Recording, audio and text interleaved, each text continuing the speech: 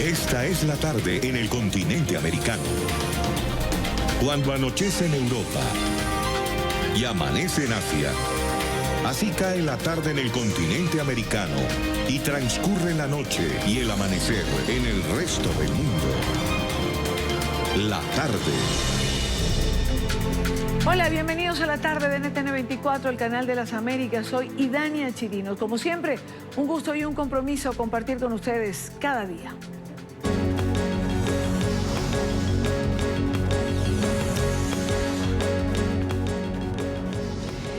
Comenzamos en Venezuela cuando son las 4:02 hora costa este de los Estados Unidos, 5:03 acaba de cambiar el reloj en Caracas, Venezuela, donde funcionarios de la Fuerza de Acciones Especiales, el FAES, han ingresado a las oficinas del despacho del presidente interino Juan Guaidó, que está ubicada en una zona denominada o llamada El Rosal, al este de la capital. Luis Gonzalo Pérez está en el lugar de la noticia. Luis Gonzalo.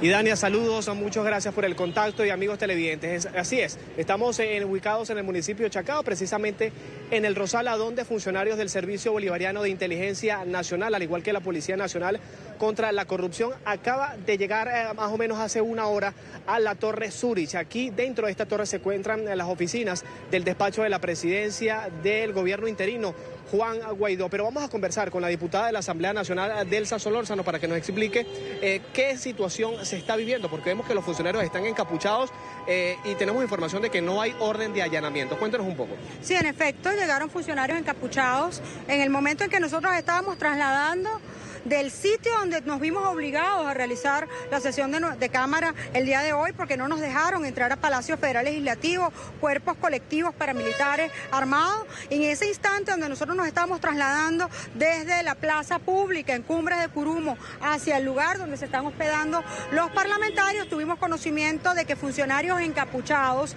presuntamente del SEBIN, porque lo único que portan es una identificación que dice que pertenecen a estos cuerpos policial, y las más de 11 patrullas que están rodeando este sitio es lo único que nos hace presumir que son funcionarios del SEBIN. Han tomado la torre, no han mostrado ninguna orden de allanamiento. Nosotros además queremos destacar que en la oficina privada del presidente Juan Guaidó no hay ningún funcionario y no hay nadie del equipo del presidente y no hay ningún parlamentario, porque como te digo, estábamos todos en la sesión que estábamos realizando. De tal manera que este procedimiento viola todos los establecimientos legales y constitucionales, y a todo evento, cualquier elemento que ellos siembren aquí constituye también responsabilidad penal de cara a la legislación nacional e internacional. Ahora, diputada, ingresaron a la Torre Zurich, pero ¿tiene conocimiento si ingresaron al despacho de la presidencia? No hay manera de saberlo porque ellos han desalojado la torre en su totalidad, han apagado los ascensores, cerraron todos los accesos, incluso los accesos que tienen que ver con los estacionamientos de la torre, y no se nos permite el ingreso a los parlamentarios, porque además, evidentemente, esta oficina que pertenece al presidente Juan Guaidó es también utilizada por los parlamentarios en una circunstancia donde nos han quitado el Palacio Federal Legislativo. Pues bueno, nosotros tenemos que trabajar por el pueblo que nos eligió, por el Estado Falcón, por el Estado Miranda. Nosotros estamos cumpliendo con nuestras labores parlamentarias y hoy no solamente se ha practicado este procedimiento, repito, totalmente ilegal, sino que se sigue impidiendo o tratando de impedir que se cumplan con las labores parlamentarias. Diputada, de alguna manera es la segunda agresión. Esta mañana fue detenido el diputado Ismael León. Se encuentra en la sede del helicoide su abogado, y ahora funcionarios de la FAE, del SEBIN y de la Policía Nacional Anticorrupción se encuentran en el despacho de la presidencia. 2 agresiones en un mismo día. ¿A la comunidad internacional qué se le dice? Fíjate, no son 2 agresiones, son 2 públicas, pero hay más. Nosotros esta mañana, una comisión de parlamentarios de manera discreta llegó al Palacio Federal Legislativo y pudo constatar que este estaba tomado por colectivos paramilitares. Así que cuando no nos dejan entrar al Palacio, se conforma o se constituye la primera agresión contra los parlamentarios. Luego vimos cómo cómo se llevaron detenido al diputado Ismael León en un procedimiento claramente violatorio de nuevo de la Constitución, porque no se ha allanado su inmunidad parlamentaria, no se han cumplido los procedimientos de ley, etcétera.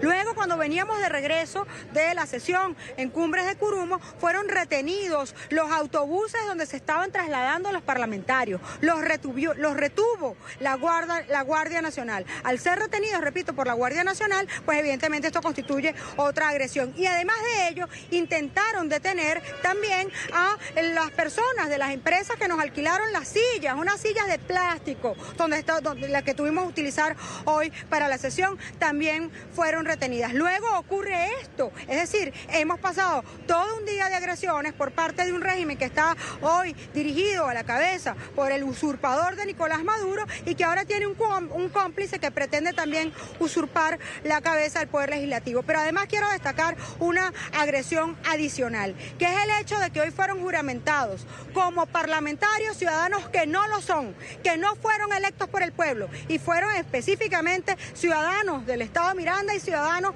del Estado Lara que han pretendido usurpar las funciones de los parlamentarios que estamos legítimamente cumpliendo con nuestro trabajo, pero que además hoy vemos como el señor Parra, como claramente no tiene quórum y no lo va a tener porque no tiene manera, el mundo entero ha visto que somos más de 100 diputados en la calle. Entonces, ¿cómo nos explican que él tiene quórum? Como no tienen quórum, entonces ahora están echando mano de personas que ni siquiera son parlamentarias, juramentándolas como tales, usurpando un derecho que es mucho mayor, que es el derecho de la ciudadanía a elegir a sus diputados. Sí, bueno, diputada, vamos a saber un poco sobre esto relacionado a todos los hechos que se están viviendo en Venezuela. Vemos que el presidente interino salió del país por segunda vez a pesar de tener una prohibición de salida, pero internamente siguen atacando al Parlamento mientras el presidente está fuera. A la comunidad internacional, esos países que están apoyando al presidente interino, ¿cómo ven esta situación? Fíjate, en cuanto a esa supuesta prohibición de salida del país del presidente Guaidó, quiero destacar lo siguiente. La Constitución establece que toda autoridad usurpada es ilegal y sus actos son nulos. De tal manera que ningún acto dictado por una autoridad que ha sido usurpada tiene legalidad. De tal manera que no existe ninguna prohibición de salida del país desde el punto de vista legal para el presidente Guaidó. Yo creo que eso es importante que se resalte. En segundo término, es claro que el presidente Guaidó es reconocido por los países democráticos del mundo. El presidente Guaidó y su parlamento, el parlamento venezolano. De tal manera que lo que hoy estamos viendo es una gira de Juan Gerardo Guaidó Márquez, que en su carácter de presidente encargado de la República de Venezuela y reconocido como es por las fuerzas democráticas del mundo, está llevando la voz de Venezuela. De una Venezuela que hoy se niega a seguir sucumbiendo ante las manos de los colectivos paramilitares que pretenden sembrar violencia y miedo en la población. Diputada, si llegan a sembrar pruebas contra las oficinas del despacho de la presidencia, hemos tenido a diputados y al fin, luego que los llevan a tribunales, aparecen con otro tipo de expedientes. En caso de que esto suceda en la oficina del despacho de la presidencia, ¿cómo reaccionaría la comunidad parlamentaria? Fíjate, cualquier cosa es posible. Evidentemente, cuando se realiza un procedimiento ilegal como este, nosotros hemos señalado que es evidente que pueden sembrar cualquier cosa. ¿Qué cosa? Bueno, imagínense ustedes, estos delincuentes que han actuado a lo largo de todos estos años son capaces de absolutamente cualquier asunto. Ahora, lo que hoy está viendo el mundo, a pesar de que el régimen ha pretendido que los ciudadanos se desanimen y que los ciudadanos sientan que nos tienen acorralados, hoy por el contrario, lo que el mundo está viendo, lo que Venezuela está viendo, es que aquí hay gente digna, gente valiente, gente que no se empeña, que no se alquila, que no vende su dignidad por nada y que además está dispuesta a luchar por la libertad y por la democracia de Venezuela. De tal manera que yo creo que estas son buenas noticias, que hoy, lejos de hacerle sentir a la comunidad nacional o internacional algún tipo de dolor o de tristeza, tiene que sentir sí preocupación por lo que ocurre en Venezuela, pero también satisfacción de saber que aquí hay hombres y mujeres honestos que estamos dispuestos a seguir luchando por nuestra libertad. Diputada, muchísimas gracias. Vamos a volver al estudio y Dania, precisamente al fondo se encuentran funcionarios del Servicio Bolivariano de Inteligencia Nacional y afuera hay alrededor de por lo menos 11 patrullas tanto del SEBIN como de la Policía Nacional Anticorrupción. Sí están dentro de la Torre Zurich, donde se encuentra el despacho de la presidencia del presidente interino Juan Guaidó, y la diputada Delsa Solórzano nos acaba de decir que sí, que los parlamentarios se mantienen en la calle a pesar de estas agresiones. Esta mañana el diputado Ismael León fue detenido por estos mismos funcionarios, Servicio Bolivariano de Inteligencia Nacional, y ahora el asedio contra donde se encuentra el despacho de la presidencia, Dania. Gracias, Luis Gonzalo. Más adelante volvemos contigo para saber el desarrollo de esta noticia, que es, como bien hemos comenzado, noticia de última hora. Luis Gonzalo Pérez en Caracas está atento a lo que allí esté ocurriendo. La pregunta que uno se puede hacer cuando ya son las 12 minutos hora costa este, ¿esperaron que Juan Guaidó estuviese fuera de Venezuela para ingresar en sus oficinas? ¿Por qué no allanaron cuando estaba allí? ¿Por qué nunca llegaron a buscar lo que están buscando hoy? ¿Cómo garantizar que no van a sembrar absolutamente nada, como bien acaba de decir la diputada Delsa Solórzano, cuando no hay nadie presente en ese allanamiento? Es noticia en desarrollo, la seguimos y más adelante estaremos con ustedes informando lo que allí está pasando. Mientras tanto, Colombia, una nueva jornada de marchas y protestas deja caos vehicular, disturbios en las principales calles de la capital. Las movilizaciones fueron convocadas por algunas centrales obreras y estudiantes. En la jornada de protestas, 3 policías, entre ellos una mujer, resultaron heridos en enfrentamientos con manifestantes encapuchados que los golpearon con piedras. NTN 24, en un punto de la ciudad de Bogotá, con Carlos Arturo Elvino, quien se encuentra allí, nos dicen, en la Universidad Javeriana, en la carrera 7ª, una de las principales arterias de la capital colombiana. Carlos Arturo, buena tarde.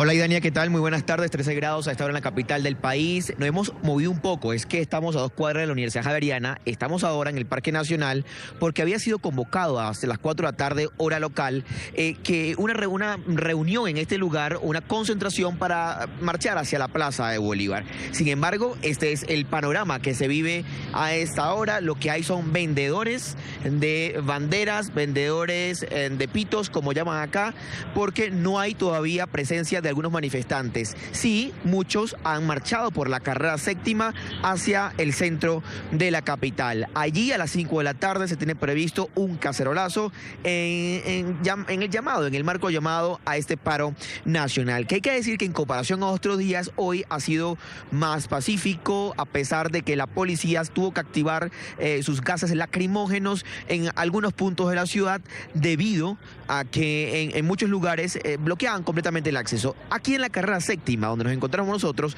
fue bloqueado por aproximadamente 6 horas. La policía aquí no restableció el orden tan rápido, a pesar que la alcaldesa de Bogotá, Claudia López, había dicho que iba a seguir un protocolo. Aquí aparentemente no se aplicó el protocolo porque no se habló con los estudiantes, tampoco llegó la policía y se dejó que este grupo de manifestantes se quedara por más de 6 horas bloqueando una de las arterias viales más importantes de la ciudad. Esta mañana, muy temprano, comenzaron las escaramuzas en el norte, en el noroccidente de la capital, específicamente en Suba, cuando un grupo de encapuchados atacaron a la policía a pedrada. Es por eso que ellos reaccionaron inmediatamente, capturando a varias personas.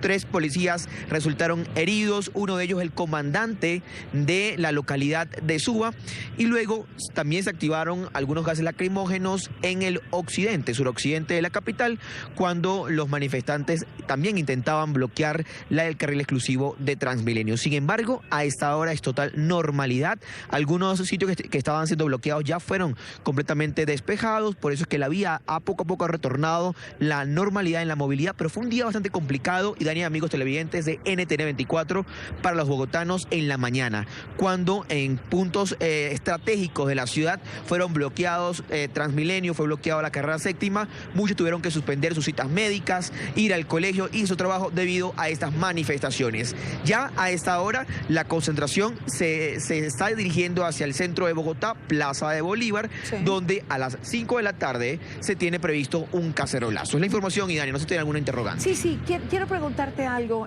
Carlos Arturo. Ciertamente hubo congestión vehicular, hubo colapso en el tráfico, pero los grupos fueron pequeños, es decir, quienes decidieron trancar ciertos puntos neurálgicos no tuvo nada que ver con la convocatoria o la presencia en las calles que vimos el año pasado. Y Gania, había personas que de manera pacífica estaban protestando en los andenes, los que se lanzaban a la calle, perdón, eran personas encapuchadas tratando de generar desórdenes y se desmarcaban completamente los organizadores del paro convocado para este día. Acá estaba previsto una concentración, no sabemos qué fue lo que ocurrió, lo que sí podemos decir es que por este punto ha pasado muchas personas hacia el centro de la capital. Gracias a Carlos Arturo Albino, allí en la carrera séptima, una de las arterias principales de la capital colombiana. Gracias por tu informe, buena tarde para ti. Continuamos. Más temprano, el presidente de Colombia, Iván Duque, rechazó la violencia por parte de encapuchados durante las manifestaciones en Bogotá. Señaló que son actos delincuenciales y que hasta el derecho a la vida resulta afectado.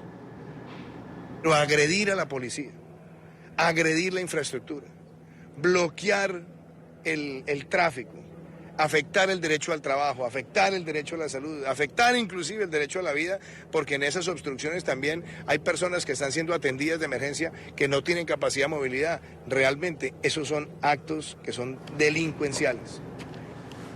Son las 4:18 minutos en Bogotá, en la capital de Colombia. Quiero a esta hora saludar a Eduardo Bisbal, él es vicepresidente de la Federación Nacional de Comerciantes, FENALCO. Señor Bisbal, bienvenido, buena tarde, gracias por acompañarnos. Y Dania, muy buenas tardes, muchas gracias por esta invitación. No, gracias a usted por atendernos. Dada la convocatoria de hoy a estas protestas, a estas marchas que se han realizado, o que se han venido realizando a lo largo del día, más que todo en la capital de Colombia, quería recapitular un poco, ¿no? Y me gustaría que nos llevara usted al balance que se hizo de lo que dejó todas las protestas el año de 2019, porque yo creo que hay que poner en contexto lo que finalmente termina perdiendo el país cuando este tipo de cosas ocurren. Bueno, sí, esto sin duda, estas marchas y estas manifestaciones, y sobre todo cuando se salen de madre, pues tienen una afectación muy importante en el comercio, porque la gente no sale, la gente se resguarda temprano, la gente está buscando cómo transportarse, en fin. A fines del año pasado, en el mes de noviembre, nosotros estimamos unas pérdidas cercanas a los 25 millones de dólares diarios, que si lo multiplica uno por los 10 días, 15 días que hubo de afectaciones, estamos hablando pues de cifras cercanas a los 400 millones de dólares, 500 millones de dólares, que es una cifra muy, muy, muy importante para el comercio y la economía colombiana. 400 millones de dólares. Es que se dice rápido, pero es una cifra realmente contundente. En el mes de diciembre, los comerciantes intentaron permanecer abiertos más allá del horario habitual para recuperarse. La pregunta es, ¿lo lograron, señor Bisbal? Sí, el mes de diciembre fue un mes muy bueno.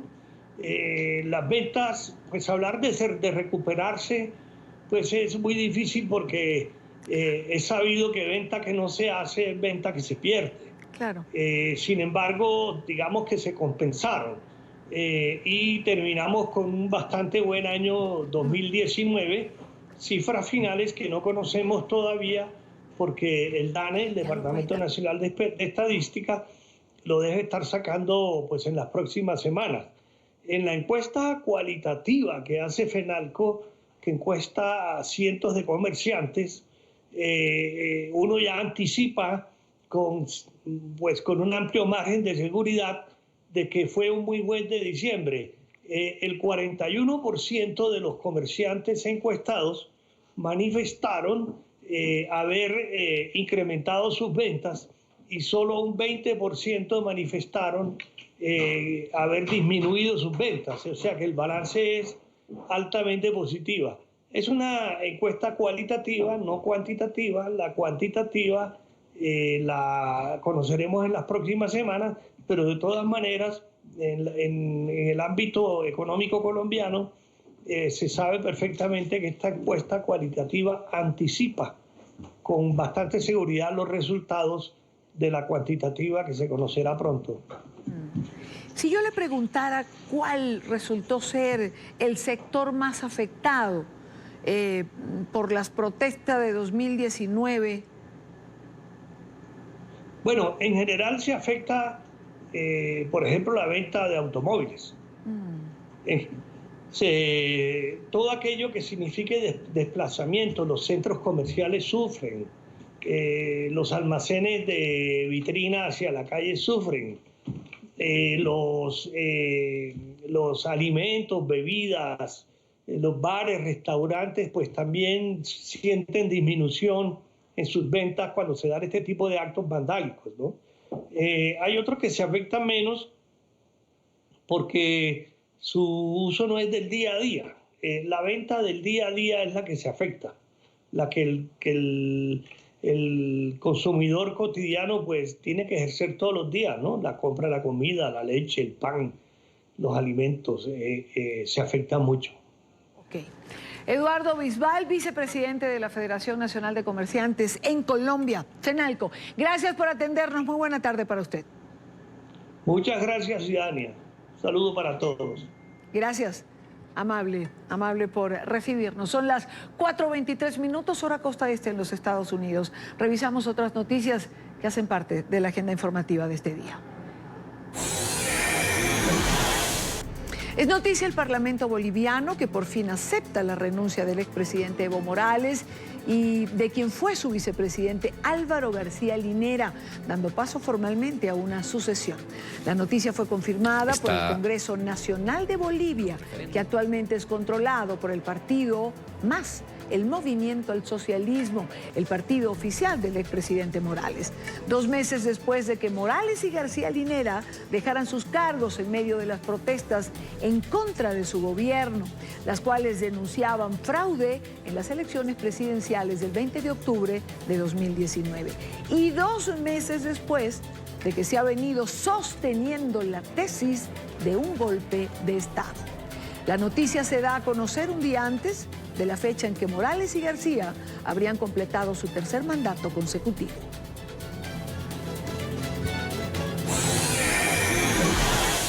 Es noticia la justicia de los Estados Unidos que retoma el caso por narcotráfico contra el mexicano Genaro García Luna.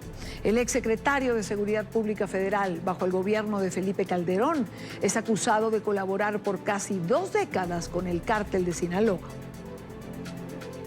Está buscando una sentencia mayor a la prevista porque por lo general en estos casos, cuando hay evidencia suficiente, y eso se planteó durante el juicio de Joaquín El Chapo Guzmán, equivale a que la justicia proceda, hay un costo adicional a ello, y también las estadísticas demuestran que cuando las personas van a juicios y se declaran no culpables y no negocian con los fiscales en casos particulares de narcotráfico, son sentenciados a una mayor cantidad de tiempo detrás de las rejas. Es noticia Puerto Rico, donde hay indignación tras conocerse el hallazgo de bodegas llenas de insumos que no fueron distribuidos a las víctimas del huracán María en el año 2017, ni a los damnificados por las emergencias recientes. En Miami, organizaciones y activistas aseguran que escándalos como este hacen que muchos duden en continuar enviando ayuda desde la Florida a los afectados. Nuestra periodista Paola Serna trae reacciones. Paola.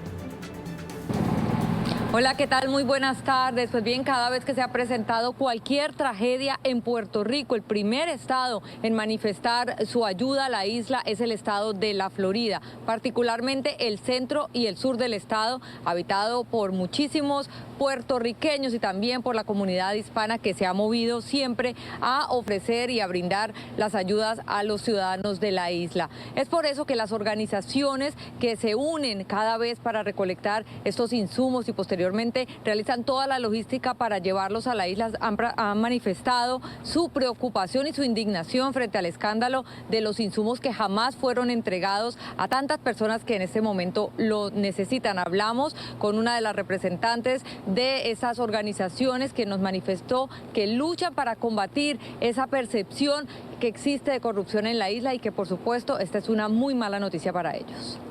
Y eso es algo que nos afecta directamente aquí en el sur de la Florida, y no solamente en el sur de la Florida, sino en todo el estado de los Estados Unidos, porque nos vemos afectados. Recuerda que tenemos 5.6 millones de puertorriqueños en los Estados Unidos, y en la Florida tenemos 1.6 millones de puertorriqueños que están preocupados por la situación que tenemos y que están pasando los puertorriqueños, el 2.9 millones de puertorriqueños en la isla. Así es que definitivamente la credibilidad que se ha venido trabajando pues se ha derrumbado. Entonces es una situación difícil para nosotros que estamos fuera, el poder restaurar esa credibilidad. El viernes pasado el gobierno federal aprobó finalmente que se descongelaran 8.000 millones de dólares para ayudar a la isla de Puerto Rico. Esa es otra de las preocupaciones que surgen actualmente frente a este escándalo de las ayudas que nunca fueron entregadas y que pudieran hacer que estos fondos terminen demorándose aún más. Lo va a ser más difícil ya desde, no solamente desde el huracán, sino desde antes, cuando se identificó un esquema de corrupción en el Departamento de Educación en particular. La secretaria de Educación, la señora Kelleher, está arrestada en este momento y todavía se está investigando todos los posibles ángulos de ese fraude que cometió. Entonces, el Departamento de Educación es uno de los principales receptores de fondos federales, también el de vivienda y, por supuesto, los fondos de FEMA, de la Agencia de Emergencia. Cada una de estas agencias ha establecido unos mecanismos de supervisión mucho más estrictos para que el dinero que se transfiera a Puerto Rico llegue donde tiene que llegar. Y afortunadamente la Casa Blanca ya descongeló algunas de esas asignaciones que el Congreso había aprobado. Dinero que hace falta para reconstruir la infraestructura, para permitir que la gente se recupere de todo ese golpe tan grande que fue el huracán María y el huracán Irma un poco antes, más ahora esta nueva situación con los terremotos. A pesar del escándalo de los últimos días, las organizaciones piden a la comunidad que continúe respaldando al pueblo puertorriqueño, haciendo sus aportes y sus donaciones. También han hecho un llamado para el personal médico, particularmente psicólogos y psiquiatras que puedan atender a las víctimas en la isla. La información desde Miami, Paola Serna para NTN 24. Gracias, Paola, por la información. Mientras tanto, en Puerto Rico, cientos de personas se han tomado las calles para exigir la renuncia de la gobernadora de la isla, Wanda Vázquez. Los manifestantes se reunieron en las afueras de la residencia de la funcionaria y del Capitolio de Puerto Rico para exigir la renuncia de la mandataria de la isla. Cuando el gobierno no salga, yo asumo, ¿verdad? Yo en términos de gobierno,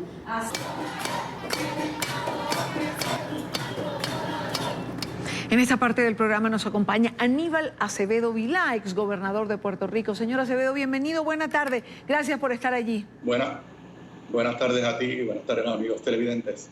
¿Cuál es la situación ahora? ¿Cuál es el malestar con la gobernadora en este momento? ¿Por qué la gente está exigiendo su salida? Mira, Idania, Puerto Rico ha vivido de corrido en cuestión de 2 semanas. Yo te diría que 3 crisis. La primera, la de la naturaleza, el terremoto, que han habido varios, pero el fuerte fue el 7 de enero. Ese terremoto, el país sintió que el gobierno de Puerto Rico nuevamente, como nos había pasado cuando María, no estaba respondiendo de la forma más adecuada y había una gran desconfianza en, por ejemplo, hacerle llegar los suministros, las ayudas al gobierno para que el gobierno se las llevara a las víctimas. Luego de eso vino la otra crisis, la crisis del pasado sábado, cuando precisamente validando esa desconfianza del pueblo se descubrió este almacén en el sur, en Ponce, que es una de las áreas afectadas, un almacén lleno de suministros y de suministros que estaba pidiendo urgentemente la gente, catres, pañales desechables para niños, duchas portátiles, plantas eléctricas y esa fue la segunda crisis, eso fue el sábado. Y luego de eso, ahora vivimos la crisis de cómo la gobernadora ha atendido ambas crisis, la del terremoto y la del descubrimiento de este almacén que primero le llamaban secreto y ahora resulta que en teoría todo el mundo sabía, todo el mundo del gobierno. Hay alcaldes que sabían de ese almacén, estaba en el plan de emergencias del gobierno de Puerto Rico, y eso pues básicamente ha dejado a la señora gobernadora Wanda Vázquez y a su equipo de trabajo y al gobierno en términos generales sin ninguna credibilidad ante el país, y a la misma vez como decimos en el refrán popular, le ha echado sal a la herida, porque uno ver las escenas de personas en el sur de Puerto Rico durmiendo a la intemperie, sin las facilidades básicas, y luego descubrir que había un almacén donde había muchas de esas suministros o equipos, y tercero, que la gobernadora nos ha estado mintiendo prácticamente todos los días. Estamos en un issue bien serio de credibilidad. Ahora, señor Acevedo, usted tuvo funciones de gobierno, fue gobernador en la isla. ¿Por qué pasan estas cosas? Es decir, ¿cómo es posible que ante tanta necesidad se escape, se quede allí, a alguien se le olvide o simplemente decidan que no es hoy sino mañana que se va a entregar una ayuda que la gente finalmente necesita? Mira, yo honestamente la única forma de explicártelo es incompetencia. Creo que la gobernadora y su equipo de trabajo han demostrado una gran incapacidad, una incompetencia para manejar esta crisis. Recuerda que esta gobernadora entró por las circunstancias que sabemos en el verano del 2019.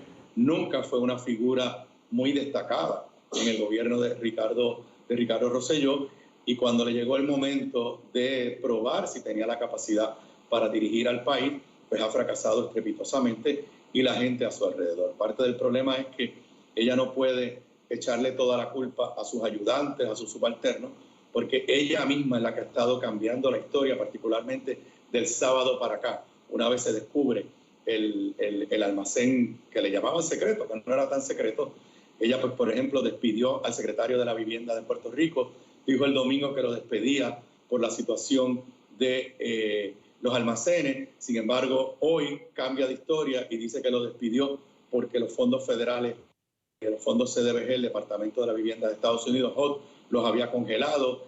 Nombró el sábado a dirigir la Oficina de Manejo de Emergencia al ayudante general de la Guardia Nacional, y hoy en la mañana el propio ayudante general de la Guardia Nacional dice que eso no es correcto, que él es un funcionario federal y no puede asumir un cargo bajo el gobierno de Puerto Rico. Todo ha sido un festival de errores, contradicciones, improvisaciones, y no tengo explicación nunca. Yo no he vivido ninguna experiencia de ningún desastre natural de esta magnitud en que el gobierno de Puerto Rico haya tenido la incapacidad que tristemente hemos vivido y sufrido en estos días. Ahora, vayamos a lo puntual. La gobernadora renuncia. ¿Volvemos a empezar? Mira, yo no sé ni qué decirte. Yo creo, por ejemplo, tú sabes que ella decidió en diciembre aspirar a la candidatura oficialmente en las elecciones que son en noviembre de este año. Ya hay personas dentro de su partido que le están pidiendo que desista de esa aspiración y que se concentre en la labor de gobernar. Yo te tengo que decir, y Dania, que yo no puedo anticipar ni qué es lo que va a suceder en Puerto Rico, porque si ella renunciara, si fuera forzada a renunciar, en este momento tendríamos una crisis similar a la que tuvimos en el verano. El secretario de Estado, que es la persona que constitucionalmente la sustituiría, no ha sido confirmado por el Senado de Puerto Rico, por ende, constitucionalmente no puede asumir el cargo. Así que es otro escenario no previsto por nuestra Constitución. Yo he propuesto reformas a nuestra Constitución para en el futuro poder atender situaciones como esta. Pero se le va a hacer bien difícil a Wanda Vázquez gobernar a Puerto Rico, porque yo creo que ha perdido toda credibilidad del pueblo de Puerto Rico. Aníbal Acevedo Vilá, gobernador de la isla de Puerto Rico. Muchísimas gracias, señor Acevedo, como siempre, por atendernos. Muchas gracias. Saludos a ustedes. Muy buena tarde. Son las 4:35, hora Quito, Ecuador. Primera pausa en la tarde. Recuerde seguir nuestras cuentas en Twitter, las dejo en pantalla, siempre con información en tiempo real, las cuentas del canal. En mi cuenta personal leo siempre sus comentarios. Al regreso, el juicio político al presidente de los Estados Unidos, Donald Trump, comienza con la pugna por las reglas de este impeachment. A esta hora se debaten entre los 100 legisladores que conforman el Senado. Emiliana Molina estará con nosotros en vivo y directo. Ya regresamos con más información. Continuamos con más en la tarde de hoy. Hoy se ha dado inicio formal a este juicio político histórico contra el presidente Donald Trump. Los 100 legisladores que conforman el Senado discuten a esta hora sobre las reglas de este proceso. El líder de la mayoría republicana alta, en la Cámara Alta, Mitch McConnell, propuso que cada parte, los fiscales, demócratas y la defensa de la Casa Blanca, tenga 24 horas para presentar los argumentos. NTN 24, en el lugar de la noticia, con Emiliana Molina. Emiliana, buena tarde para ti. Y Dania, así es, ¿qué tal? Muy buenas tardes. Pues inicialmente se esperaba que fueran 24 horas para cada parte, tanto los fiscales de la Cámara de Representantes y la defensa del presidente estadounidense Donald Trump. Ahora lo que ha pasado es que en vez de dividir estas 24 horas por cada equipo, pues durante 2 días se van a dividir esas 24 horas durante el transcurso de 3 días para cada equipo. Ahora, no significa que estos tengan que utilizar esas 24 horas por completo, pero sí pueden llegar hasta esa suma de horas que se les ha dado por parte de la resolución hasta el momento. Posteriormente, los senadores tendrán unas 16 horas para someter cualquier tipo de preguntas que tengan, esto por escrito. Y por último, pues el líder de la mayoría republicana, Mitch McConnell, añadió a mano por escrito a último minuto que sí puedan utilizar toda la evidencia y todos los testimonios de los testigos que se escucharon durante el proceso y las investigaciones que se llevaron a cabo por parte de la Cámara de Representantes. Sin embargo, hace pocos minutos, Idania, se acaba de rechazar una resolución que estaban proponiendo los senadores demócratas con 53 votos en contra y 47 votos a favor. Se rechazó esta propuesta para ayudar a traer más testigos al juicio político. Ahora, no significa que esto sea definitivo. Probablemente los senadores demócratas continúen luchando para traer más testimonios de testigos a este juicio político que avanza el día de hoy. Ahora, inicialmente, pues esta batalla entre los partidos, tanto republicanos como demócratas, inició por el hecho de que Mitch McConnell está negando que vengan a testificar personas como el ex asesor de seguridad nacional John Bolton y también Mick Mulvaney, jefe del gabinete del presidente estadounidense Donald Trump. Los demócratas necesitaban que 4 senadores republicanos votaran con ellos, pero no lo lograron. En sus argumentos iniciales, Pat Cipollone, el abogado que defiende al presidente estadounidense Donald Trump, llamó este juicio político como un ridículo y asegura que los senadores demócratas están aquí solo para robar no una, sino 2 elecciones. Quiero tocar unos puntos adicionales. Es muy difícil sentarse aquí y escuchar a las declaraciones del señor Schiff contar el cuento que le acaba de contar. Recordemos cómo llegamos aquí. Ellos presentaron alegatos falsos sobre una llamada telefónica. El presidente de los Estados Unidos desclasificó esa llamada telefónica y la hizo pública. ¿Cómo les parece eso por transparencia? No están aquí para robar una elección, están aquí para robar 2 elecciones. Está escrito en las letras pequeñas de los artículos ridículos del impeachment. Quieren remover al presidente Trump de las encuestas, no les van a decir eso.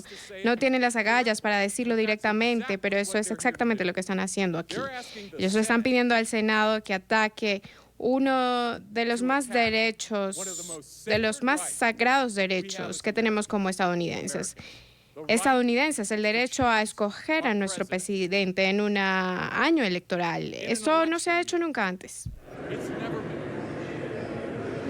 En esos argumentos iniciales, Cipollone, el abogado personal de Donald Trump, hace referencia a la llamada que publicó la Casa Blanca entre Volodymyr Zelensky, el presidente ucraniano, y el presidente estadounidense Donald Trump, donde el ejecutivo supuestamente le pide un favor. Ahora, Trump había dicho que esta llamada había sido completamente perfecta, de hecho todavía lo reitera, y dice que se había publicado la transcripción de esta misma llamada palabra por palabra. Cipollone hace referencia a estas mismas declaraciones que dio el presidente Donald Trump Pero cabe resaltar que parte de esta llamada aún continúa clasificada. Y de hecho, si uno lee la transcripción de esta llamada, al final, en la letra pequeña, dice que esta llamada no ha sido transcribida palabra por palabra y que más bien es en parte de lo que pueden recordar las personas que estaban precisamente escuchando este intercambio entre el presidente Trump y su homólogo Volodymyr Zelensky. Por otro lado, Adam Schiff, el presidente del Comité de Inteligencia y el fiscal que está liderando estas acusaciones en contra del presidente aquí en el Senado el día de hoy, pide tratar este juicio como si fuera uno normal en Estados Unidos y hace referencia a que si un juez en una corte regular no permite ni documentos ni testigos para acusar o lograr exonerar a una persona, pues simplemente ese juez iría directamente a la cárcel y hace un llamado nuevamente a que los senadores sean imparciales. Déjenme ser directo, déjenme ser muy directo ahora. Un gran número, quizás la mayoría de los estadounidenses no creen que va a haber un juicio justo. Ellos no creen que el Senado va a ser imparcial. Ellos creen que los resultados están arreglados. El presidente va a ser exsuelto, no porque es inocente, no lo es, pero porque los senadores van a votar por partido y él tiene los votos para evitar que la evidencia salga a la luz, los votos para asegurarse de que el público nunca la vea. El pueblo estadounidense quiere un juicio justo. Ellos quieren creer que su sistema de gobierno todavía está en capacidad de hacer lo correcto. Ellos quieren creer que puede ir más allá de los partidos y hacer lo que es mejor para el país, pero muchos estadounidenses no creen que eso va a ocurrir. Probemos que no están en lo correcto. ¿Cómo?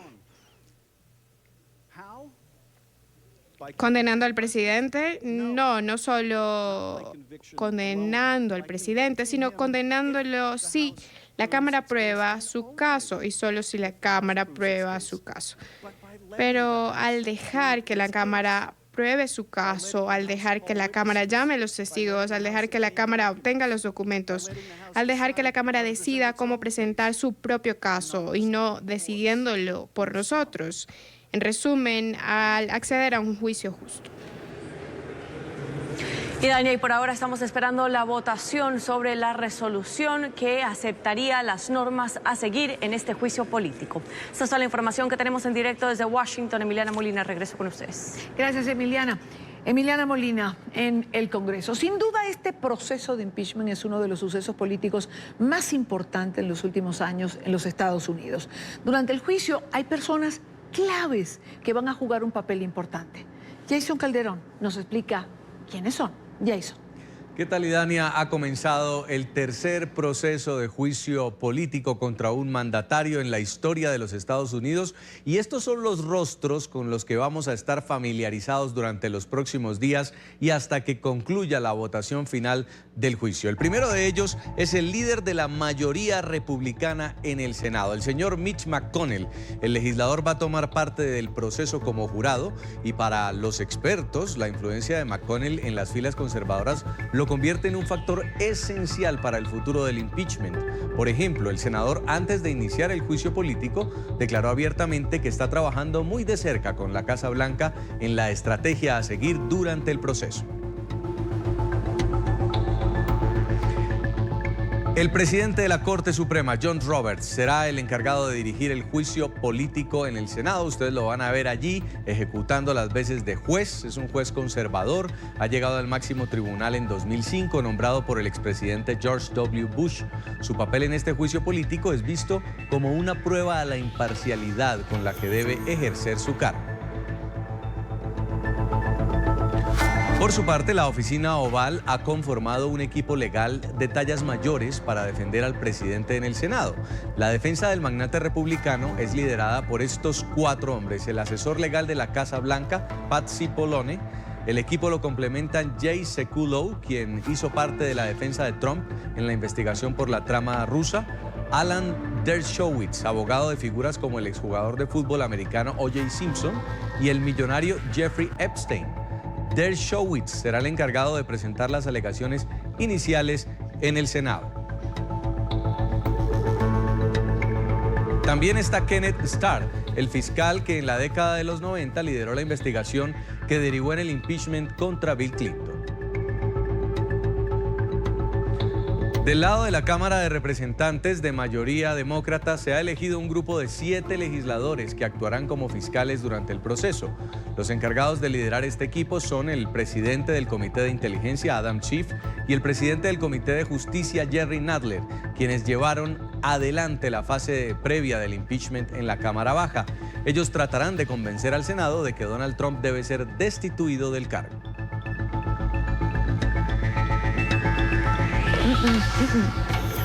Un proceso que puede durar varios días, puede durar semanas, todo depende de lo que se vote hoy, las reglas del juego. Y Dania, y estaremos en nuestros próximos avances y en el informativo de NTN 24 contando cómo va a ser el proceso.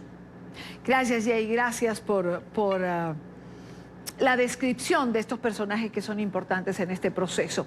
Desde Davos, en Suiza, donde comenzó el Foro Económico Mundial, el presidente Trump se refirió al juicio político en el Senado. Preguntado por los periodistas, el mandatario estadounidense dijo que el proceso de destitución en su contra no terminará en nada. Y se mostró tranquilo e insistió en que a su juicio se trata de una farsa por parte de los opositores. Toda esa cosa es una farsa. No va a ningún lado porque nada ha pasado. Lo único que hemos hecho es un gran trabajo. Tenemos el país más fuerte del mundo, de lejos.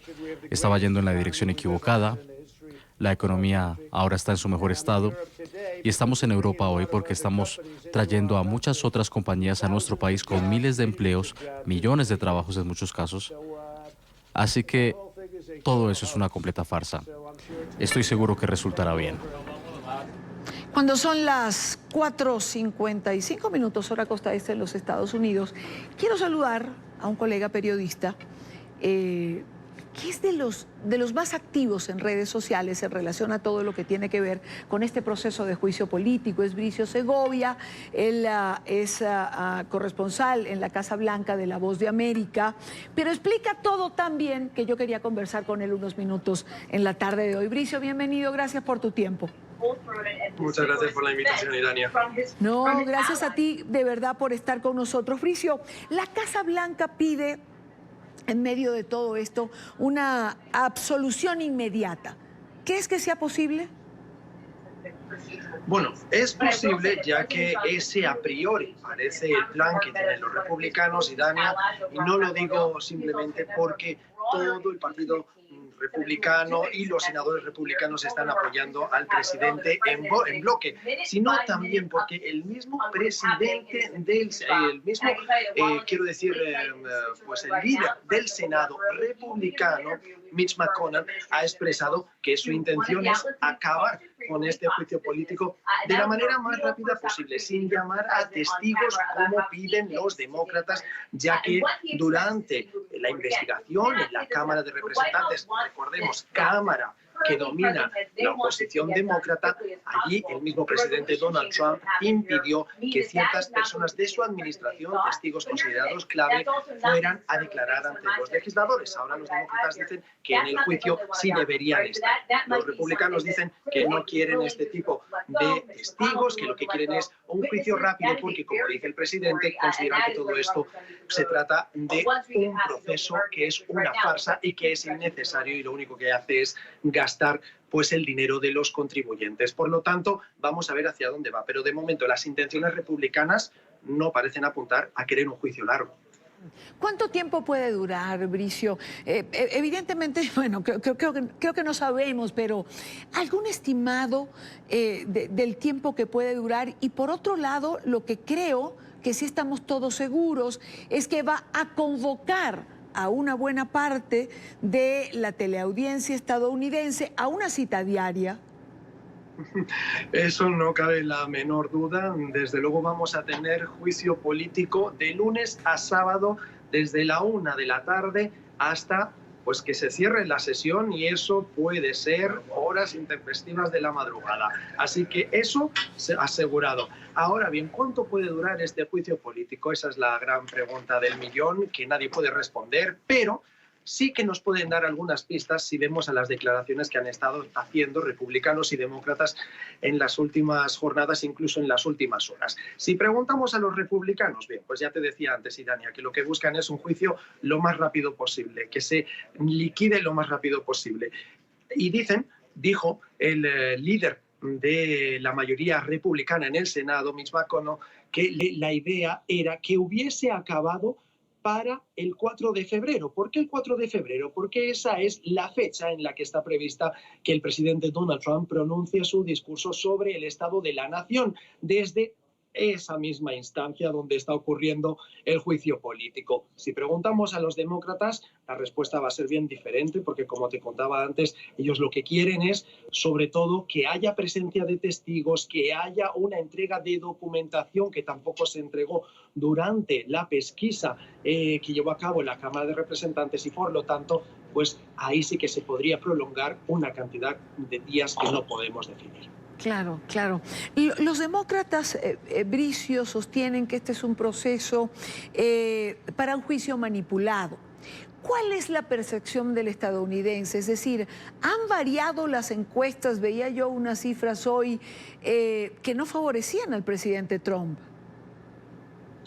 Pues mira, el tema de las encuestas es que es complicado. Y digo que es complicado porque si nos guiamos por lo que decían las encuestas durante las elecciones presidenciales en las que ganó el presidente Donald Trump, estaban bien equivocadas. Si algo hemos aprendido durante esta presidencia es que el presidente es totalmente impredecible y también lo es su propia base de seguidores, que le ha dado pues la razón y lo sigue apoyando polémica tras polémica. Por lo tanto, es cierto que hemos visto cómo hay cada vez menos personas que pues, al menos dan ese apoyo al juicio político en favor del presidente, pero sin embargo vemos también cómo hay muchas personas que siguen escépticas hacia lo que está pasando con este proceso y que mantienen todavía de una manera muy fiel el voto al presidente. Es más, los republicanos quieren que este proceso sea lo más rápido posible porque la intención de voto sigue siendo favorable a día de hoy al presidente Donald Trump. Es un presidente que mantiene pues una popularidad por encima del 50% con los tiempos que corren y con las polémicas que lleva a sus espaldas. Y no nos olvidemos de un detalle muy importante también, Idania, y es que estamos en año electoral y pese a que los republicanos quieren un juicio rápido, hay senadores y senadores que son quienes están liderando los sondeos entre los demócratas que se presentan para ser el candidato del Partido Demócrata, que no van a poder hacer campaña mientras dure este proceso porque ellos son parte de este juicio político y eso les puede afectar de manera muy negativa y favorable al presidente Donald Trump, por supuesto. Claro, evidentemente. Bueno, mucha tela que cortar. Es, como decimos nosotros, una noticia en desarrollo. Bricio, te agradezco estos minutos con nosotros. Un placer como siempre, Idania. Vale, buena tarde. Bricio Segovia, corresponsal de La Voz de América en la Casa Blanca. De lo político pasamos a un tema absolutamente importante, más importante en este momento, que es el tema de la salud. Porque el nuevo coronavirus, que tiene en alerta sanitaria a China y a varios países de Asia, ha llegado al continente americano al tiempo en que esto está ocurriendo en el Congreso de los Estados Unidos. En la tarde de hoy fue confirmada la presencia del peligroso agente biológico dentro de la Unión Americana. El Centro para el Control de Enfermedades ha precisado que un hombre que viajó recientemente a territorio chino es el primer caso confirmado de contagio dentro de Estados Unidos. Alejandro Rincón, ¿qué más sabemos? Bienvenido.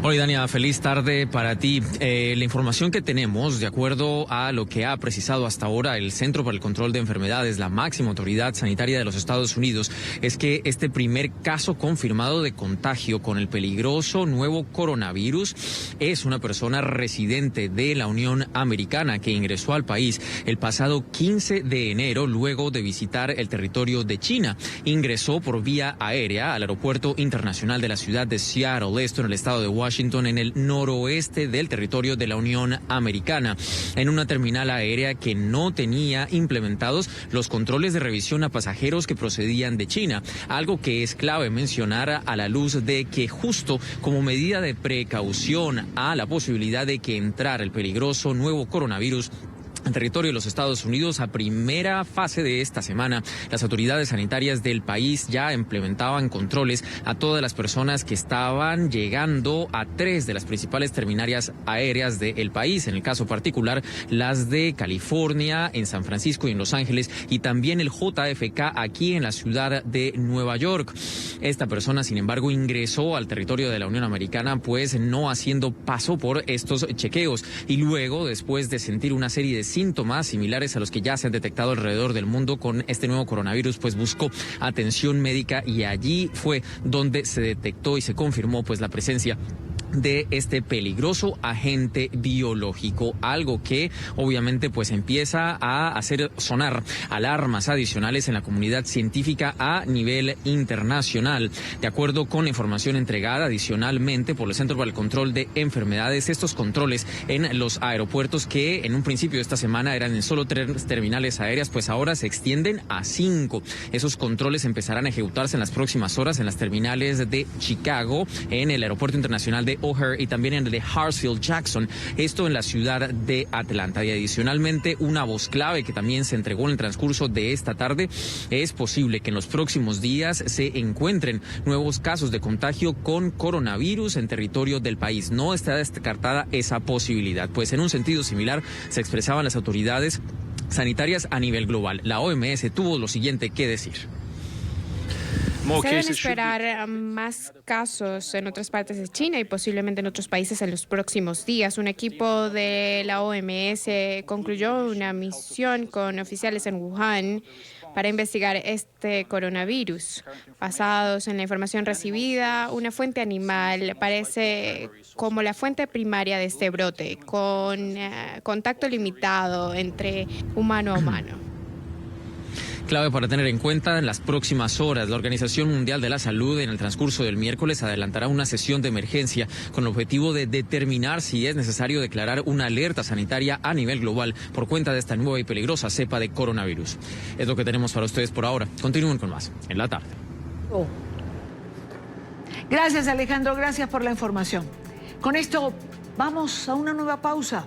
Al regreso, retomamos el tema de Venezuela y revisamos la agenda de Juan Guaidó en su primera escala, Londres, donde tuvo un encuentro con el primer ministro británico Boris Johnson. Ya venimos. Continuamos con más en la tarde de hoy. Son las 6:12 en Caracas, en Venezuela. El presidente interino, Juan Guaidó, conversó en Londres con el primer ministro británico Boris Johnson para abordar la crisis venezolana. Tras esta reunión, en las fotografías veíamos lo que fue este encuentro. El mandatario envió un mensaje de agradecimiento al primer ministro británico a través de su cuenta en Twitter. Mi agradecimiento al primer ministro Boris Johnson por el respaldo a Venezuela. El Reino Unido nos ayudó en nuestra primera lucha por la libertad, la lucha de independencia. Ha sido y será un socio fundamental para el pueblo venezolano. Antes de esta reunión, Guaidó mantuvo un encuentro con el canciller Dominic Raab. El diplomático británico se manifestó horrorizado y preocupado por lo que está ocurriendo en Venezuela, por la crisis humanitaria para la región y por las violaciones a los derechos humanos. Prometió a Guaidó trabajar con todos nuestros socios europeos para asegurarnos de que se rindan cuenta por ello.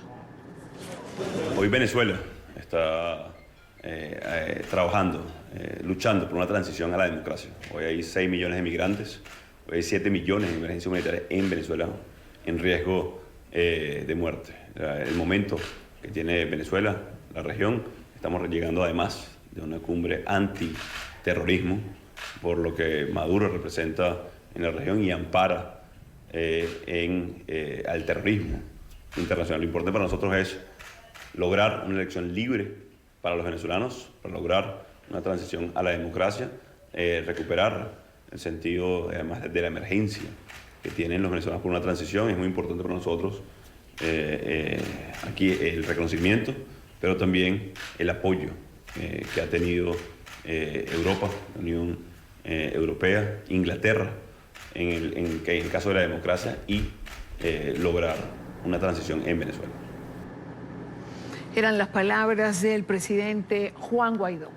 ¿Cuál es el itinerario a seguir hasta llegar al Foro Económico Mundial que se desarrolla en Davos, en Suiza, donde ha sido agregado en agenda una intervención de Guaidó? Celia Mendoza, periodista de nuestra cadena aliada, nos cuenta.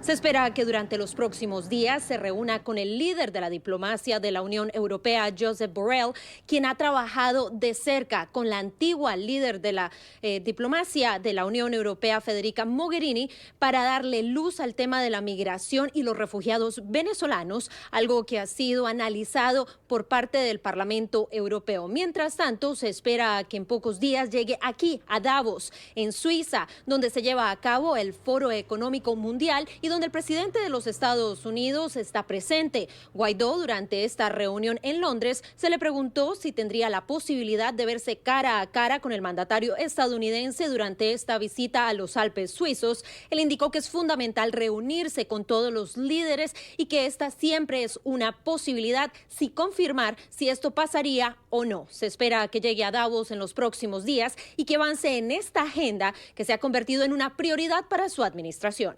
Informó Celia Mendoza de La Voz de América desde el lugar de la noticia en Davos, Suiza, para NTN 24. Gracias a Celia Mendoza por la información. Y mientras esto ocurre afuera, puertas adentro en Venezuela, diputados opositores al régimen de Maduro no sesionaron hoy en la sede de la Asamblea Nacional, debido a que colectivos afectos al régimen bloquearon nuevamente los alrededores del Parlamento. Esta vez atravesaron camiones para impedir el paso. Los legisladores se trasladaron a una plaza de la urbanización Cumbres de Curumo, en Caracas, para poder trabajar. Información en directo con nuestro periodista Luis Laya. Luis. Muchísimas gracias. Hola, buenas tardes. En Venezuela, los diputados a la Asamblea Nacional no pudieron sesionar nuevamente en el Palacio Federal Legislativo. Tuvieron que acudir a una locación improvisada para poder llevar a cabo la sesión que había sido convocada, en la que además dieron permiso a Juan Guaidó para poder ausentarse del Parlamento y acudir a la gira internacional que ha emprendido desde el pasado domingo. Que desde tempranas horas de la mañana, en las inmediaciones de este Partido Acción Democrática, donde nos reunimos para salir de aquí a la sede del Palacio Federal, ha habido el inicio de la obstrucción de la posibilidad de que los diputados lleguemos a la sede del Palacio Federal Legislativo. Nuevamente fue tomado el Parlamento venezolano por colectivos del régimen de Nicolás Maduro. Los diputados no pudieron acudir a la sede del Poder Legislativo y tuvieron que sesionar en otra locación. Póngale el nombre que le ponga, son terroristas. Y esos grupos terroristas intentaron asesinarnos la semana pasada. Y hoy asediaron el Palacio Federal Legislativo con el mismo objetivo. Tuvieron que realizar la sesión en una plaza pública del este de Caracas. Allí denunciaron que los grupos armados actúan con la protección de Nicolás Maduro. Siguen patrocinando a esos grupos terroristas, no solo cediéndole territorio, sino incluso incorporándolos como parte de esos grupos que lo defienden en la lucha por mantenerse atornillado en el poder. Como parte de la gira iniciada por Juan Guaidó, a quien aprobaron un permiso para ausentarse del país por varios días, indicaron que catalogan a cualquier grupo armado que defienda a Maduro como terrorista, y así lo manifestaron en el foro contra ese delito que se realizó en Bogotá. Ya la Asamblea Nacional tomó la decisión de declarar a los mal llamados colectivos como grupos terroristas financiados por la dictadura de Nicolás Maduro con el objetivo de impedir la práctica democrática en Venezuela. También confirmaron la detención del diputado Ismael León. Antes de iniciar la sesión fue interceptado por cuerpos de inteligencia y denunciaron que nuevamente es violada la Constitución de la República. Que el régimen hasta cuándo va a seguir violando la Constitución. El artículo 200 lo reza perfectamente. Los diputados gozamos de inmunidad parlamentaria y gozamos de una protección legal que no pueden de ninguna manera el régimen violentar. Asimismo, rechazaron que Luis Parra y la directiva ilegítima del Parlamento puedan sesionar y tomar decisiones sobre la conformación del CNE. Aseguran que ellos no representan la voluntad o clamor del pueblo venezolano. Tampoco están apegados a las leyes. Allí no hay absolutamente nada. La Asamblea Nacional está aquí congregada y aquí está la mayoría de la Asamblea, que representamos realmente la voluntad del pueblo venezolano. Los diputados a la Asamblea Nacional además señalaron que continuarán luchando para ingresar al Parlamento Nacional. Para el próximo día, martes 28, han convocado una nueva sesión. En esta oportunidad han indicado que irán acompañados de una marcha del pueblo venezolano. Esto para evitar los hechos de violencia y poder tomar nuevamente el espacio que le corresponde a la Asamblea. Desde Caracas, Venezuela, para la tarde de NTN 24, Luis Alejandro Laya. Gracias a Luis Alejandro Laya. En el día de hoy pasó algo también particular. Escuchábamos a la diputada Delsa Solórzano al comenzar el programa hablar de ello. Fue apresado, se lo llevaron, desapareció un diputado llamado Ismael León de Voluntad Popular. Cuando iban a dirigirse hacia la Asamblea Nacional, nadie supo de él absolutamente nada. Desapareció justo después de que daba estas declaraciones. Aquí en Venezuela tenemos que enfrentar este problema tan grave que es el terrorismo. Ahora, se oyen comentarios que dicen que es que no hay un terrorismo como tal, que aquí no hay esas células completas. No, ya vamos un momentico. Terrorismo es lo que hacen los colectivos cuando te golpean a un periodista, cuando te golpean a un ciudadano. Terrorismo es cuando tú ves a alguien ilegalmente con una arma puesta, cuando dicen que no hay porte de arma y todo el mundo tiene arma del lado de allá. Eso es parte de un terrorismo. Terrorismo es lo que hace el FAE, que te persigue de manera ilegal cuando te están buscando de forma sin orden de allanamiento. Eso es terrorismo. Eso también tenemos que lucharlo. Además del otro terrorismo que todo el mundo sabe que se está beneficiando de las minas, del oro, de toda una cantidad de recursos para fortalecer esta lucha y para fortalecer al rey. Después de estas declaraciones, Ismael León desapareció. La información es que está en el SEBIN. Se ha conocido ahora, a últimas horas de la tarde. Se ha tenido esa información, pero hasta ahora su abogado no ha podido verlo. En esta parte del programa, como cada martes, quiero saludar a Héctor Chamis, profesor de la Universidad de Georgetown, columnista de Infobae, de NTN24.com. Héctor, bienvenido, buena tarde para ti. Gracias, Idania, siempre a vos y a NTN24. Siempre pasa algo que nos cambia la agenda que conversamos por la mañana. Este diputado, el diputado León, desaparece por declarar. Bueno, tenemos que asumir que es por declarar porque lo hizo justo antes de que ya nadie supiera absolutamente nada de él. Declaró en relación al terrorismo y a todo lo que ocurre en torno a esto en Venezuela. Ahora, Héctor, estas desapariciones se están haciendo frecuentes, se está volviendo paisaje. Desaparecen a la gente, un mes, mes y medio, nadie sabe dónde están. Y yo comienzo a preguntarme, ¿cuánto dista para que lleguemos a circunstancias como las que vivió Chile o Argentina en épocas de dictadura? Bueno, Venezuela ya viene viviendo un proceso muy parecido, un proceso similar, donde ha habido crímenes de lesa humanidad, acciones de terrorismo, efectivamente, ejecuciones extrajudiciales, la tortura, la desaparición ahora. Los números son pasmosos.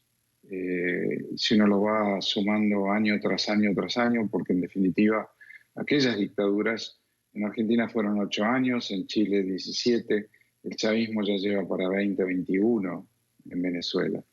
Y efectivamente esto está ocurriendo y que la acción de los colectivos, el FAES, los planes que sacan de las prisiones para ir a reprimir, para ir a asesinar a activistas sociales o estudiantes, periodistas, a ejercer actos de agresión y de violencia contra ellos, como fue lo que ocurrió frente a la Asamblea Nacional. Es absolutamente cierto eso. Ahora que mencionas el FAES, esta Fuerza de Tareas Especiales, lo decía Bachelet de su informe. Hablaba de unas 5.287 ejecuciones en el año 2018 por parte de este grupo. Los testigos que que dieron o que brindaron su testimonio, los llamaban escuadrones de la muerte, o los llaman escuadrones de la muerte. Así es, y esa cifra, no está la cifra definitiva de 2019, pero es muy similar. Entonces se habla de 5.000 ejecuciones extrajudiciales al año.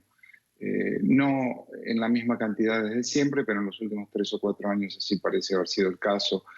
También el Foro Penal ha manejado cifras parecidas. Las audiencias de la OEA en su momento también dieron cuenta de ello. Y esto, bueno, hagamos la cuenta, cuántos fueron los muertos y desaparecidos en aquellas dictaduras. Y no es cuestión de hacer la aritmética, porque no es cuestión de más o de menos, pero esto se ha transformado en crímenes de lesa humanidad, en el ejercicio de la violencia por parte de grupos del Estado de manera generalizada y sistemática. Y diría yo, de manera indiscriminada también. La policía del FAES ejecuta ladrones, delincuentes en la calle. Los detienen en un acto criminal, en un acto delictivo, y los ejecutan. Eso está documentado también. Entonces sí, digo, ¿qué es el terrorismo? Bueno, en aquellas dictaduras se hablaba de terrorismo de Estado, una reconceptualización del término terrorismo, sí, porque era el Estado el que aterrorizaba a la población. Bueno, el Estado venezolano, el Estado represor de Maduro, hace exactamente lo mismo. Claro. Ya que mencionas la palabra terrorismo, Héctor, vamos a la cumbre hemisférica contra el terrorismo que ayer se realizó en Bogotá, con la presencia del secretario de Estado de Estados Unidos, Mike Pompeo. ¿Precipitó esto la presencia de Guaidó? Es decir, la relación de Venezuela con el terrorismo. Fue importante la presencia de Guaidó, definitivamente, porque, bueno, es el presidente encargado, el presidente de la Asamblea Nacional, y su presencia es un reconocimiento de qué tipo de crímenes está cometiendo la dictadura de Maduro. Y señala y resalta la necesidad de abordar este tema, que es un tema viejo y que nunca hicimos nada en América Latina. La presencia de Hezbollah, por ejemplo, en Iquique, en la triple frontera de Argentina, Paraguay, Brasil, en Sinaloa, en la isla Margarita, está documentada desde hace mucho, mucho tiempo. Y además eso de los famosos pasaportes de Tarek El Aissami en la Embajada de Venezuela en Siria, en Damasco, Siria, que terminaron en manos de Hezbollah. Bueno, esos grupos actúan, son parte del narcotráfico, son parte de crímenes diversos, son parte de la minería ilegal y son parte del aparato represivo de Maduro, porque actúan para eso y por supuesto claro, responden a Teherán, responden a Irán. Entonces, bueno, nunca hicimos nada, pero ahora, después de la acción de Estados Unidos en Bagdad, en la ejecución del general Soleimani, bueno, ahora es necesario que finalmente nos hagamos cargo de esta realidad que tenemos Hezbollah en América Latina hace mucho tiempo. En Argentina, bueno, el acto terrorista más grave que ha sucedido en América Latina jamás lo cometieron elementos de Hezbollah en Buenos Aires, la bomba de la AMIA que mató 85 personas. Entonces, está muy bien. La pregunta es, ¿qué vamos a hacer? Por lo menos ahora comenzamos a darle entidad a este problema tan grave que tenemos en la región. Claro, pero en torno a esa pregunta, ¿qué vamos a hacer? Recuerdo ayer una intervención del presidente Duque que decía que mientras el régimen estuviese allí, pues todo iba a seguir igual. Eso definitivamente. Eso no va a cambiar, el éxodo no va a cambiar, el éxodo de venezolanos no va a cambiar, esos 5.000 venezolanos que emigran diariamente, que ya son más de 5 millones, y que a mediados de año va a ser superior la cifra al éxodo de Siria, y siempre lo hablamos, sin guerra, sin un desastre natural de magnitud que lo justifique. No, es esta dictadura, este régimen terrorista, si quieres llamarlo así, no tengo problema.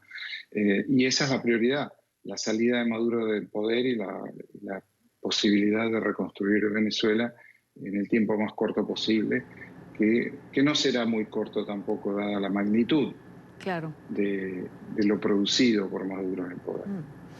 Hablemos de la gira de Guaidó, que ha comenzado a partir de su presencia en Colombia. Hoy vimos fotografías con Boris Johnson, se anuncia que será atendido por Borrell en Bruselas, va a intervenir en Davos. ¿Coloca esto a Venezuela nuevamente en la agenda? Sí, revitaliza el liderazgo de Guaidó. Lo hablamos hace poco, que su liderazgo estaba un poco opacado y lo ocurrido, providencialmente lo ocurrido frente a la Asamblea Nacional lo revitalizó, recuperar el liderazgo, consiguió los votos y ahora esta gira internacional definitivamente.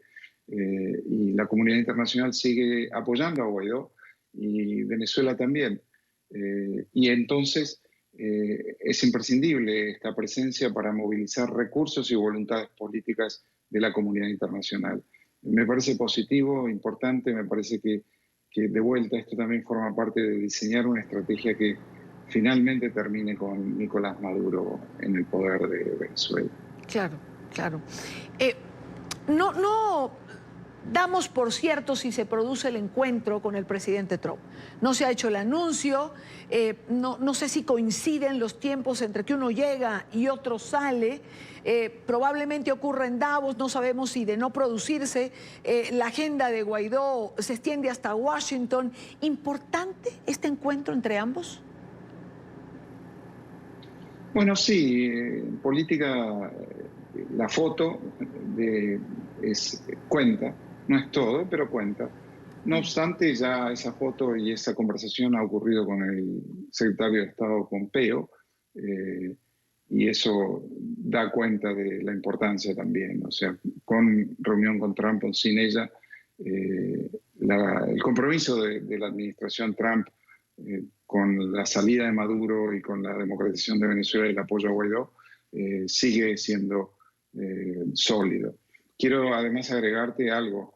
Las noticias que llegan desde España dicen que Pedro Sánchez no lo recibirá a Guaidó, así como otros líderes. Ya Boris Johnson lo hizo esta mañana.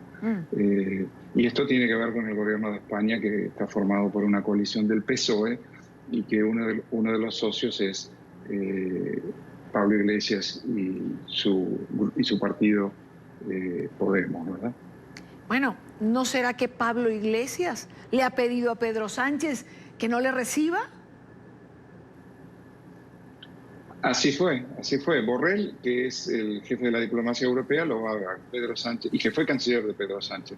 Pedro Sánchez no lo va a dar. Eso es la información que llega desde Madrid. Sí, es la misma información que tenemos nosotros. Ahora, la pregunta sería, si Pedro Sánchez no le recibe, pues Guaidó, ¿para qué va a España? Exacto. Pedro Sánchez va a estar en Davos, no obstante. Entonces, esto puede producirse en Davos. Podría producirse en Davos esa reunión. Veremos si ocurre. Yo creo que no va a ocurrir. Héctor, Maduro ayer en una intervención en una cadena dijo que el embajador de Cuba formará parte del Consejo de Ministros. Escuchemos. Le he dicho a nuestro hermano mayor y protector Raúl Castro Ruz, y está de acuerdo. Y se ha discutido en esta comisión mixta y estamos de acuerdo. Reformatear para mejorar. Toda la estructura, toda la lógica, todo el flujograma que llaman de actividades, garantizando lo que hay que garantizar. Para Venezuela, para Cuba, para Venezuela. Y siendo muy creativo, esta relación no es una relación para atenderla cada año cuando se desarrolla la comisión mixta. Esto es una relación para llevarla por día. Por día, Tarek, permanente. Los embajadores, prácticamente que forman parte del Consejo de Ministros. El embajador de Cuba aquí. Tiene que estar puertas abiertas en cada ministerio para coordinar, para avanzar. Héctor, ¿acepta lo obvio Maduro? Sí, bueno, es lo que viene ocurriendo hace mucho tiempo, que Maduro actúa por control remoto desde La Habana, y ahora va a tener el ministro colonial, pongámoslo así, en su propio gabinete. No nos sorprende. Lo que sí sorprende es hacerlo explícito de esa manera, ¿verdad? No tener ni siquiera la intención de ocultarlo, de simular soberanía. Hablan de soberanía todo el tiempo, pero bueno, esa es la soberanía real, digamos, ¿no? El embajador de Cuba se sienta en las reuniones del gabinete del gobierno de Maduro. Sí. A propósito, Héctor, de que ha sido hoy un día de protestas o de marchas o de trancones en Bogotá, Andrea Bernal tuvo una entrevista, la oportunidad de entrevistar a una vocera del Departamento de Estado, y hablaban precisamente de la intervención de Rusia a través de troll en estas protestas que se realizaron el año pasado. Hablemos de protestas en América Latina, que estuvieron en Ecuador, en Chile, en Colombia, también hoy. El New York Times dice que el Departamento de Estado, analistas del Departamento de Estado encontraron cuentas de tweet desde Rusia que interferían en estas protestas. ¿Qué saben ustedes de eso más? ¿Rusia está detrás de esas protestas? Nosotros apoyamos el derecho de las personas a la protesta en el mundo. Es su derecho demandar y exigir más transparencia de los gobiernos. Hemos visto eso en Bolivia y apoyamos a los pueblos en el mundo, en Hong Kong, Irán, Irak, Bolivia, donde sea que ocurra. Apoyamos su derecho a la protesta pacífica, y este artículo del New York Times del que hablas, básicamente lo que encontramos, o lo que encontró el Departamento de Estado, es un número de cuentas de bots, especialmente en Twitter, rusas, que nosotros no queremos decir específicamente que los rusos están detrás de esto, exactamente. Ellos no tienen la habilidad, quisieran tenerla, pero lo que sabemos es que hemos visto eso en los Estados Unidos y que les gusta fomentar el caos, la división, la discordia. Y si tus lectores ven el New York Times, pueden ver dónde van estos bots y dónde pasan esas protestas. Y es un patrón que los rusos hacen alrededor del mundo, pero creo que es importante saber que esa región no es inmune a la influencia de los rusos. Hemos visto esto en primera mano, que lo han hecho acá. Bueno, no lo acepta con todas sus letras, pero más o menos queda explícito, ¿no? Sí, efectivamente. Ese dato lo reveló la vicepresidenta Marta Lucía Ramírez al comienzo de las protestas del mes pasado, y nadie le prestó demasiada atención, pero ellos así. Es parte de la estrategia de política exterior de Putin.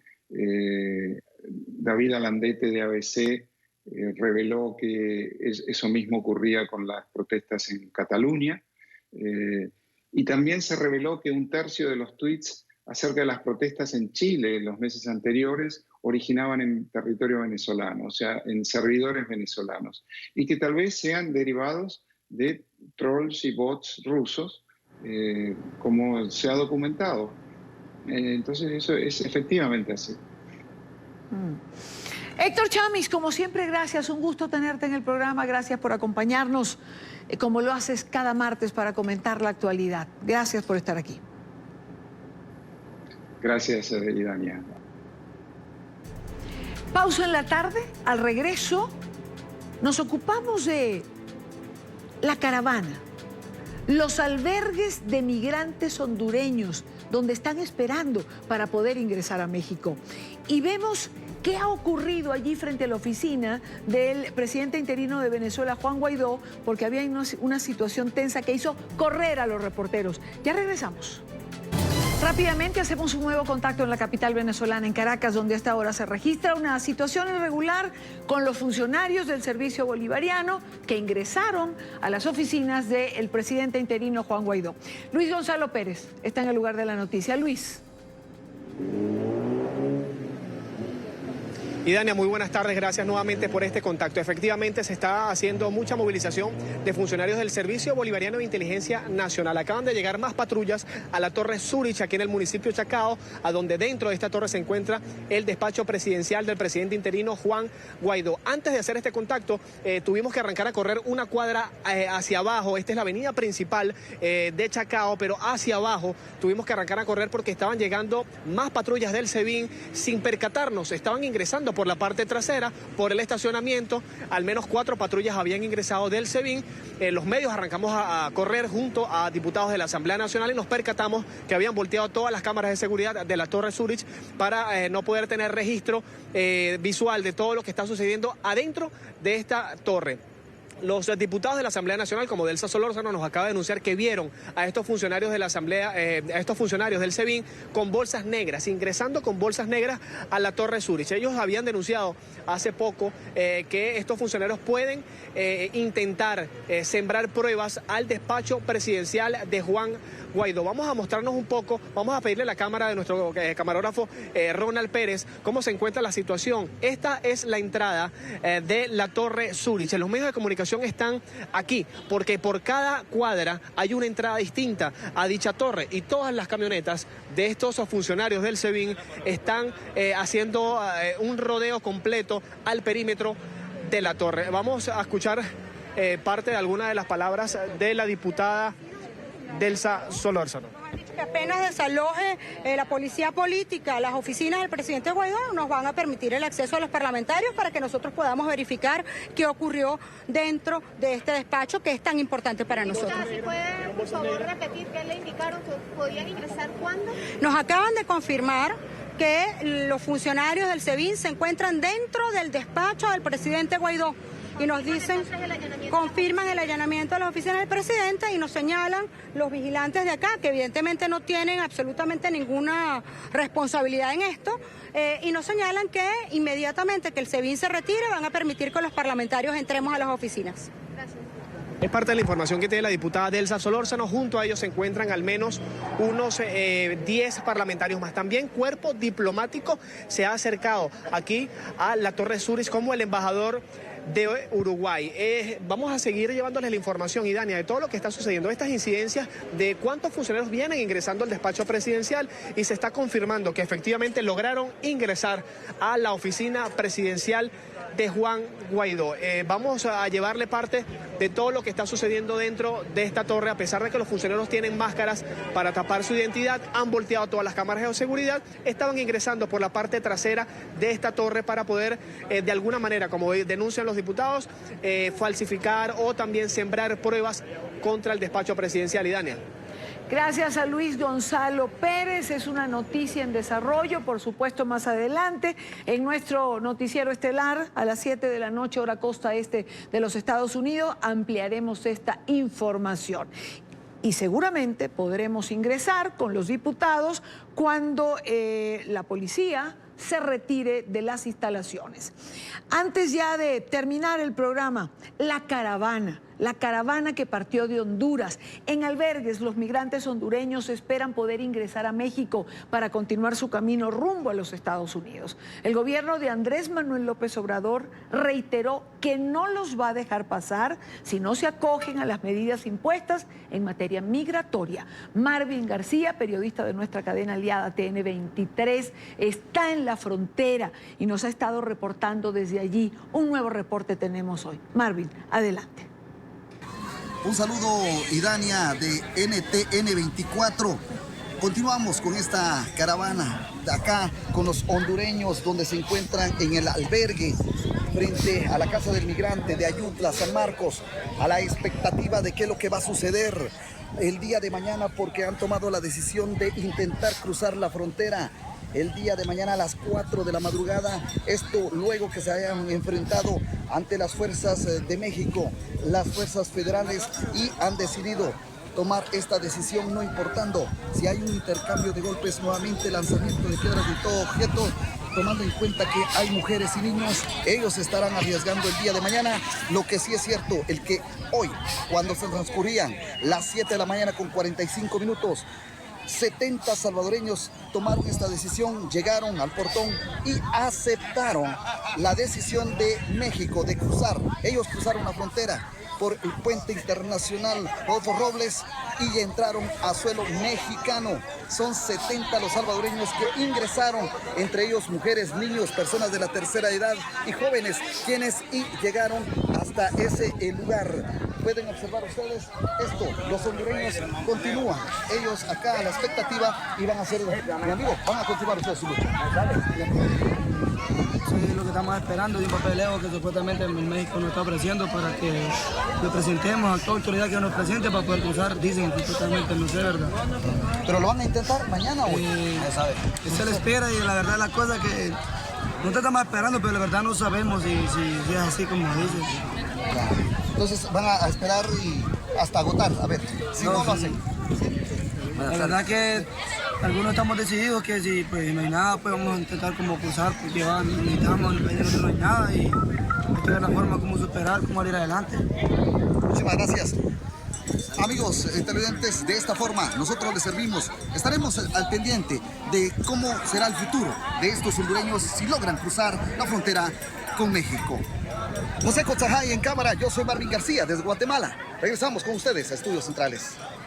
Marvin García, muchísimas gracias por los reportes cotidianos que nos has venido haciendo de esta caravana que partió de Honduras y de la situación. El presidente de México, Andrés Manuel López Obrador, en la matutina del día de hoy, defendió la actuación de los efectivos policiales en relación a la caravana. Se procura que se aplique la ley sin violar derechos humanos. Eso lo hemos logrado, incluso ayer. Nuestros adversarios, los conservadores, quisieran pues que se reprimiera, tener la foto, los que no decían nada antes y ahora están a la casa. Última pausa en la tarde de hoy, ya volvemos. Llegamos al final de la tarde de hoy. Recuerden seguir en nuestras cuentas de Twitter la información del canal, revisar en nuestra página web la señal en vivo de nuestro canal, todas nuestras entrevistas, también en YouTube. Conéctese a la información, se lo digo siempre, conéctese a NTN 24. Buena tarde para todos, les espero mañana para compartir, debatir, analizar la agenda informativa de este día.